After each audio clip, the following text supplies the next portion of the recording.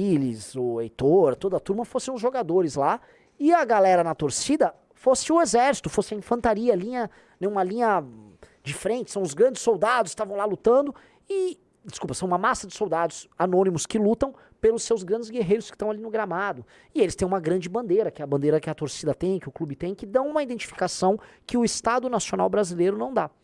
Logicamente, isso não acontece só no Brasil, né? Na verdade, isso aqui não é novidade brasileira nem de longe. As torcidas organizadas na Inglaterra são violentíssimas. Pô, a história dos hooligans é famosíssima. Você tem torcidas organizadas de basquete na Sérvia violentíssimas. Na verdade, os jogos de basquete na Sérvia dão morte. Tá? Os ultras, que você chama as torcidas, vamos dizer, agressivas que você tem ali na Europa, assim, você tem aos montes. Isso só não é muito comum nos Estados Unidos, em que, vamos dizer, as torcidas são... Basicamente é uma relação de fã. De cliente, quase. De cliente, né? assim. Um cara que vai acompanhar um jogo nos Estados Unidos, ele é um cliente do time. Exatamente. E todo o atendimento que o time dá pra esse cara é um atendimento profissional de um cliente.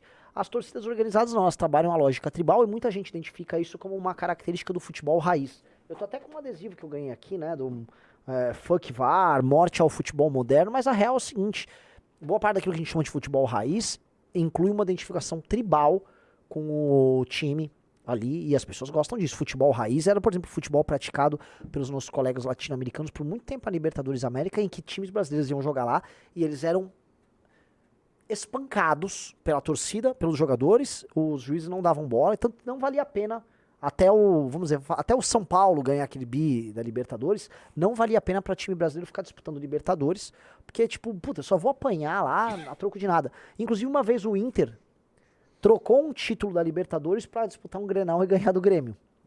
Ele trocou, o Inter optou, tá? Então, esse assunto eu acho interessantíssimo, porque é sobre guerra, e esses torcedores organizados, eles acham que essas brigas com as outras torcidas são as suas façanhas de guerra, você entendeu? As façanhas de guerra desses torcedores organizados são as façanhas dadas no campo de batalha contra as suas torcidas inimigas.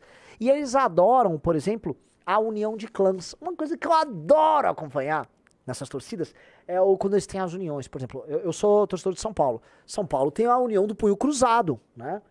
Que é a Jovem Flá, a do São Paulo. Se não me engano, tem a do Sport Recife. Acho que a Máfia Azul